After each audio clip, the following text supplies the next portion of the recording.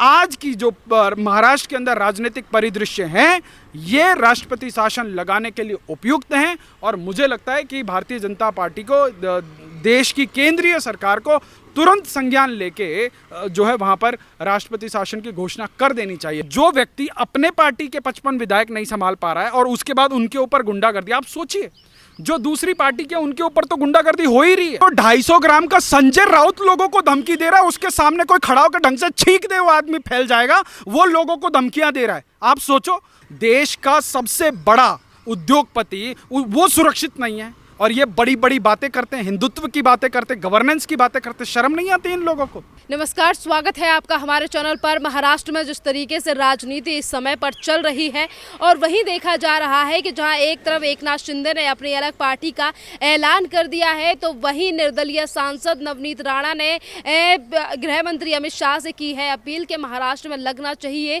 राष्ट्रपति शासन। इस पूरे मामले को लेकर बात करते हैं, हमारे साथ मौजूद हैं वेद शर्मा जी। शर्मा जी, किस तरीके से देख रहे हैं? नवनीत राणा कह रही हैं और लोगों की भी मांग उठ रही है कि महाराष्ट्र में राष्ट्रपति शासन लगा देना चाहिए। देखिए, मुझे लगता है कि आज की स्थिति में महाराष्ट्र में सबसे उपयुक्त माहौल है कि जो है राष्ट्रपति शासन लगा देना चाहिए। पिछली अगर कांग्रेसी सरकारों का अगर आप ट्रैक रिकॉर्ड देखें तो इन्होंने 50 से अधिक बार असंवैधानिक तरीके से अच्छी खासी चलती हुई सरकारों को बर्खास्त किया है, अपने जो है शासन सत्ता का दुरुपयोग किया है संवैधानिक व्यवस्थाओं के अंदर। परंतु आज महाराष्ट्र के अंदर पहली चीज़ तो एक के साथ गठबंधन करके लोकसभा जो राज्य के अंदर आपको मैंडेट दिया जनता ने, उसमें जनता के साथ धोखा करके आप जो है विपक्ष के लोगों के विरोधी लोगों के साथ जाकर सरकार बनाते हो और उसके बाद अपनी ही पार्टी के विधायकों को नहीं संभाल पाते और उन्हीं के घरों को आप अटैक करवा रहे हो, तो ये लोकतंत्र में कतई बर्दाश्त करने लायक नहीं है। क्योंकि लोकतंत्र के अंदर आप अपनी आवाज़ रख सकते हैं, परंतु आज ये एक नए फैशन को हवा देने की जो कोशिश की जा रही है, अगर इसको तुरंत प्रभाव से आज नहीं रोका गया तो ये राहुल गांधी की बात 100% सत्य होती नजर आ रही है कि जो है भारत जो है एक कैरोसिन के उस पर खड़ा है, ढेर पे खड़ा है और उस पर कभी भी आग लग सकती है। अभी आपने देखा ये बात कहाँ बोली गई थी, ये बात लंदन में बोली गई थी। राहुल गांधी के साथ कौन था? गौर देश की जनता इस लाइन पर गौर करे और उस फोटो पर गौर करे, उस कार्यक्रम पर गौर करे कि राहुल गांधी के साथ कौन थे। राहुल गांधी के साथ आरजेडी के जो है तेजस्वी यादव थे। राहुल गांधी के साथ वहाँ पर कौन थे? राहुल गांधी के साथ मनोज झा जो है आरजेडी के नेता थे। और सबसे ज़्यादा आग कहाँ लगी?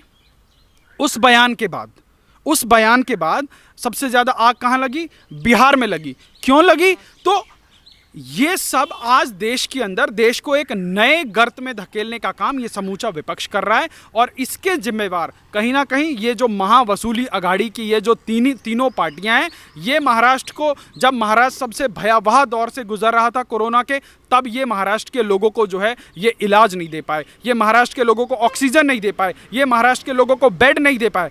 परंतु ट्विटर के माध्यम से खबर आई कि महाराष्ट्र का उप मुख्यमंत्री कई करोड़ रुपया जो है महीने का सिर्फ सोशल मीडिया के ऊपर खर्च करता है। आप सोचिए, वहां पर जो फर्स्ट लाइन वॉलंटियर्स थे उनको देने के लिए जो है बीएमसी के पास तनख्वाह देने के लिए पैसा नहीं होता है, परंतु जो है करोड़ों रुपए सोशल मीडिया चलाने के लिए दिए जाते हैं। अभी आप देखिए, अभी एक रोता धोता सा एक बड़ा अच्छा सा वीडियो शूट किया मुख्यमंत्री साहब ने और उसके बाद स्वरा भास्कर, ये सोनम कपूर आहूजा और ये सब चालू हो गए। Must read the thread, world's best chief minister. अरे भाई, क्या चांद पे पानी का खोज कर लिया क्या मुख्यमंत्री साहब ने? या महाराष्ट्र में एलियन को जो है नई व्यवस्था दे दी कि जो वर्ल्ड्स बेस्ट चीफ मिनिस्टर हो गए? जो आदमी कोरोना काल में मातोश्री से बाहर कदम नहीं रख के, उसने ये नहीं देखा ठाणे में क्या हो रहा है, पुणे में क्या हो रहा है, अमरावती में क्या हो रहा है, वो आदमी वर्ल्ड्स बेस्ट चीफ मिनिस्टर कैसे हो गया भाई?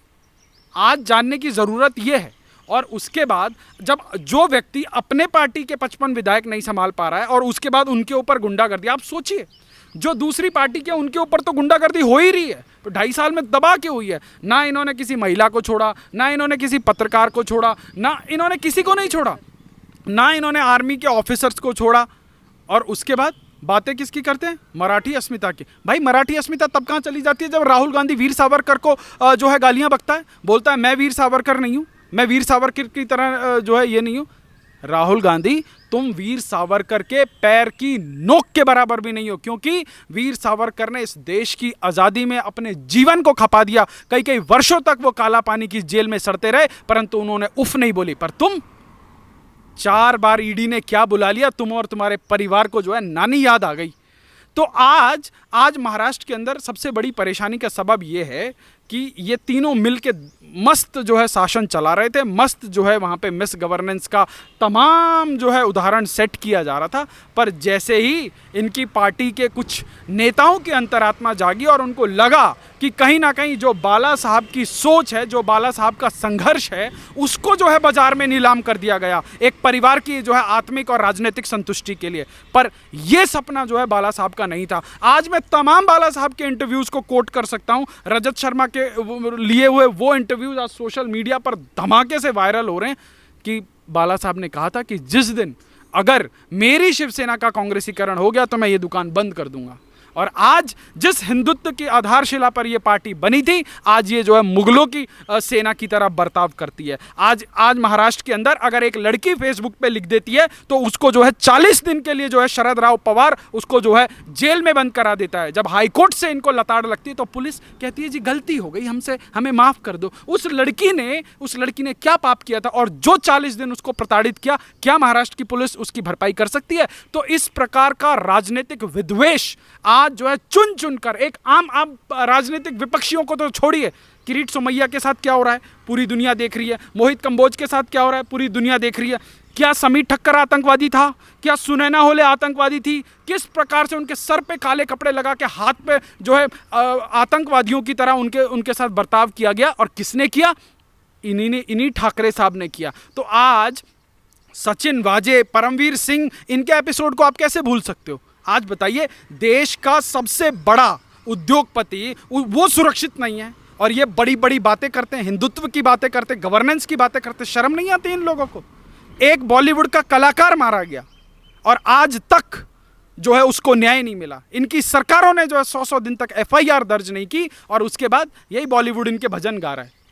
आज जानने की ज़रूरत यह है कि आज देश के अंदर एजेंडाधारी लोग कौन हैं। आज जानने की ज़रूरत यह है कि आज देश के बारे में कौन सोच रहा है, देश को कंस्ट्रक्टिव दिशा में कौन ले जा रहा है और देश के अंदर डिस्ट्रक्शन का कारण कौन बन रहा है। आज अगर महाविकास आघाड़ी सरकार टूटने की कगार पर खड़ी है तो शरद पवार और संजय राउत की तरफ से तमाम उन विधायकों को धमकियां दी जा रही हैं कि वापस नहीं आ पाएंगे या कीमत चुकानी पड़ेगी। वहीं ममता बनर्जी से लेकर तमाम जो विपक्षी पार्टियां हैं वो सवाल उठा रही हैं भारतीय जनता पार्टी। अरे वो 250 ग्राम का संजय राउत लोगों को धमकी दे रहा है, उसके सामने कोई खड़ा होकर ढंग से छींक दे वो आदमी फैल जाएगा। वो लोगों को धमकियां दे रहा है। आप सोचो, वो आदमी कि उसके ऑफिस के बाहर किसी ने कालिक पोत दी तो वो आदमी डर के मुंबई से दिल्ली तक नहीं आता है और उसके बाद वो जो है महाराष्ट्र में लोगों को धमकी दे रहा है कि ऐसा कर देंगे वैसा कर देंगे। भैया, you gonna get the taste of your own medicine. अब आप सोचिए, अगर ये जो गुंडागर्दी इनके 10-12 विधायक और ये शरद राव पवार की जो है संरक्षण में अगर इनको लगता है कि ये कर लेंगे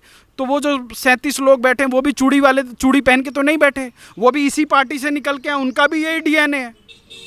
माइनस माइनस क्या होता है? लोहा लोहे को काटता है, जहर जहर को काटता है।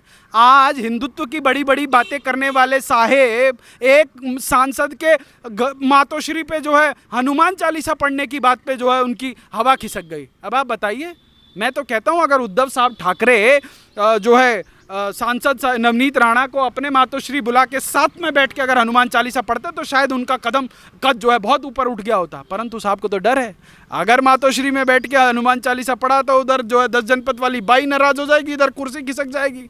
कुर्सी भी बचानी है, बेटे के करियर को भी संवारना है, बड़ा प्रेशर होता है भाई बाप के ऊपर। और जब बेटा इतना बढ़िया हो, इतना विजनरी हो, तो देखिए अब राहुल गांधी के करियर को संवारने के लिए माताजी लगी हैं, उधर बेचारे अखिलेश यादव के करियर को संभालने के लिए पिताजी ने पूरा सर्वस्व त्याग दिया।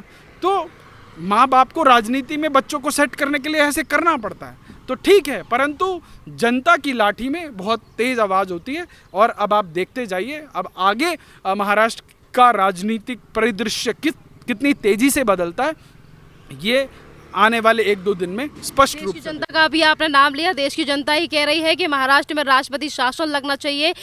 उद्धव ठाकरे जिस तरीके से अपने हिंदुत्व से होकर, विचारधारा से होकर अलग चले, आज उन्हीं चीज़ों की सजा मिल रही है। देखिए, उद्धव ठाकरे एक विशुद्ध राजनीतिज्ञ हैं, वो कुछ भी करें वो उनकी मर्जी है, क्योंकि उनका जो निर्णय लेना है वो महाराष्ट्र की जनता ने लेना है।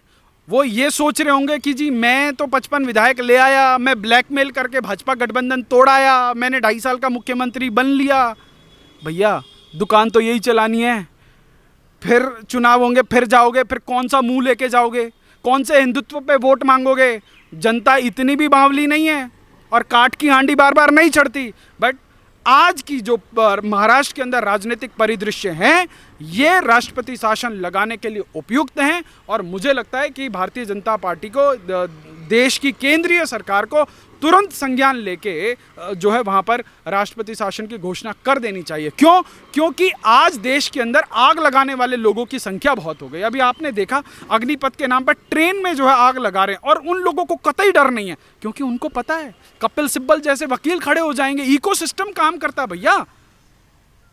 तो आज आवश्यकता है कि इस कैंसर रूपी बीमारी को देश में फैलने से पहले रोक लिया जाए और देश के गणतंत्र को बचा लिया जाए।